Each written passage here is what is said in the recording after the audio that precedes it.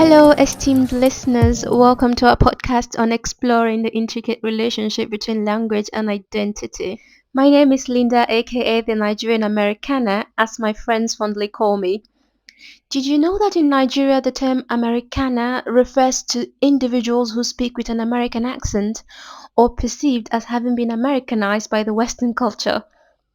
Our focal literary piece for this episode is Americanah by Chimamanda Ngozi Adichie, a distinguished Nigerian author. Drawing from Adichie's narrative, we will delve into the dynamics of language, identity, and code switching.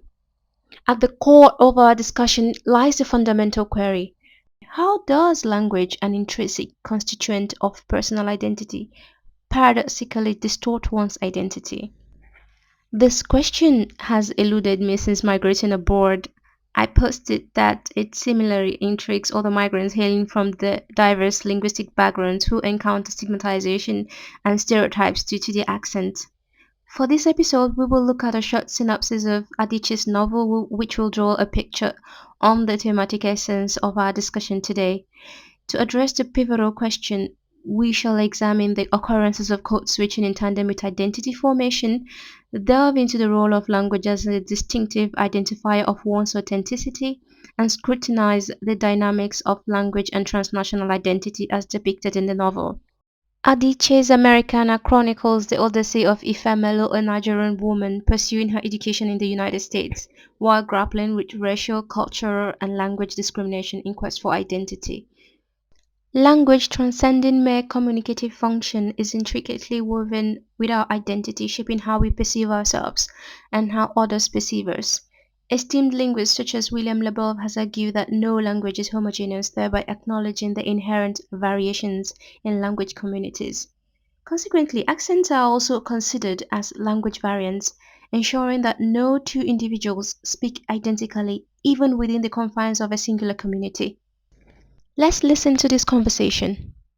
I need you to fill out a couple of forms. Do you understand how to fill this out? I speak English, Ifemelu answered, obviously noting that the lady in front of her assumed that she didn't understand what she was saying. I bet you do, the lady answered. I just don't know how well. This was a conversation between Ifemelu and the registration officer in chapter 14 on page 134 of the novel. Ifemelu had arrived at her American school for registration.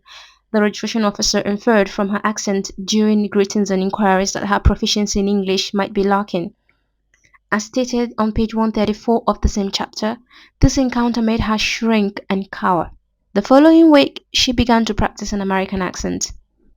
To elucidate on the concept of code switching and identity, Dr. Pruitt, who is a psychologist at Cleveland Clinic, basically describes it as the adaptation of style, attire, behavior, or language in order to fit in within a particular social milieu.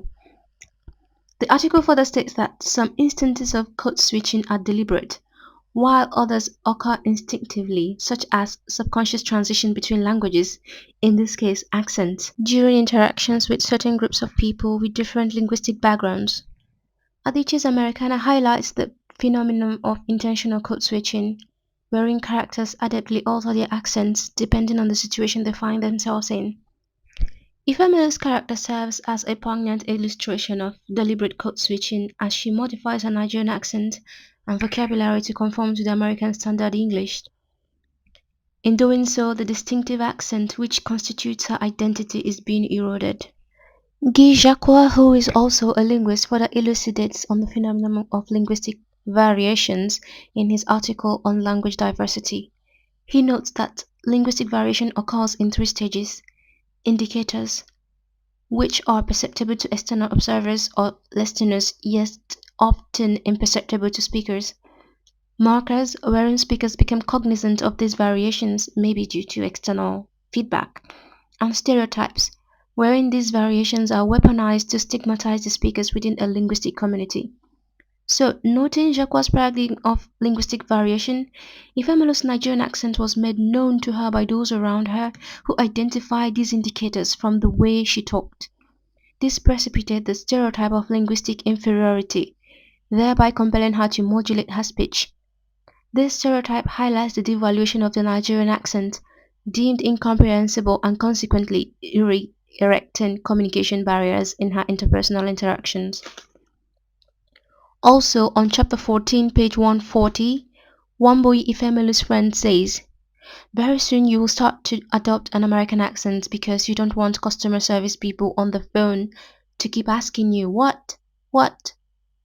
Ifemelu's engagement in code switching underscores the intricate process of identity formation amidst societal pressures to assimilate into the American linguistic norms. Just like Ifemelu, whenever I'm in Nigeria, I tend to communicate both in Pidgin English and my native language. Pidgin English is kind of like a mix of some English words together with invented or borrowed native slangs. For example, instead of saying, I am hungry, I need to go to the store to get something to eat, I would say, I dey hungry, make I go market, get wetin I go chop. Still, I get laughed at apparently because I'm saying the words with an accent of which I'm not even aware of. Ifemelu's Nigerian accent serves as a distinctive marker of her cultural heritage, effectively distinguishing her as a migrant from Nigeria.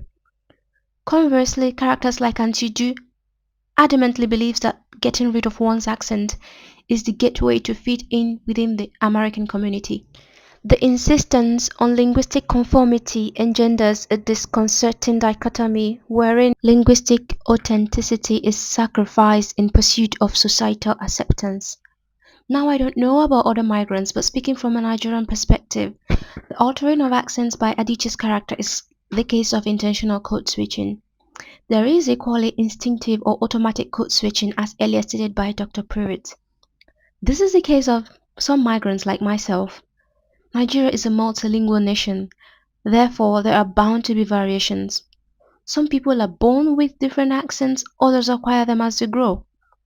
The hegemony of predominant accents within linguistic conclaves shapes perceptions of linguistic legitimacy and reinforces the stigmatization of accents which divert from the established norm.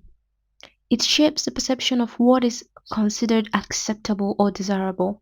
So people who speak with an accent are often prone to face some level of stereotype and stigma. Take for example my experience as a migrant.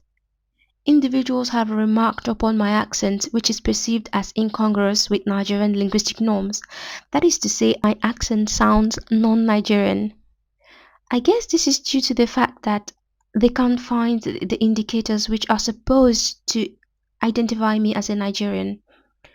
Well, it is because I am a sucker for American and British films as well as I love reading a lot. So I have developed this ability to alternate whenever I want. Consequently, this often raises eyebrows among my peers because they feel that I now sound more Americana than Nigerian. On chapter 14, page 135, Ifemelu hungered to understand everything about America, to wear a new knowing skin right away. Her journey as a Nigerian immigrant in America, followed by her eventual return to Nigeria, underscores the complexities of transnational identity formation and the profound impact of language on her sense of belonging. Britannica notes that transnational identity pertains to how individuals and groups define themselves across international borders. It encompasses a broad spectrum of economic, sociocultural, and political activities that transcend national borders, influencing individual sense of belonging, nationality, and self-identity. This concept is often associated with individuals maintaining ties with their native culture while integrating into the culture of the adopted country, resulting in a blended or dual identity, especially prevalent among people in diaspora. In America, Ifemelu was singled out due to her accent, yet in Nigeria she is labeled Americana. To really buttress the impact of transnational identity, the story told by the Nigerian British podcaster living in the UK comes to mind. Nabil Abdul Rashid in his words, I was born in London and my parents had me move back to Nigeria. I was singularly called Dundee United for no reason. I should mention that Dundee is a Nigerian slang for idiot and a Dundee United means group of idiots. Now one might wonder why some Nigerians called him that. Well, what might seem as a joke can indeed inherently be associated with how he speaks. His accent is considered foreign to most Nigerians because it is different from their norm, which is the Nigerian accent. Despite his British origin, his accent alone renders him susceptible to be tagged Americanah by Nigerians, illustrating the absurdity of such stereotypes. Chimamanda Ngozi Adichie's novel Americanah masterfully navigates the nexus between language and identity while offering a nuanced portrayal of migrants' experience in quest for self-awareness amidst cultural flux. Through the trajectories of her character, Adichie prompts introspection into one's linguistic identity.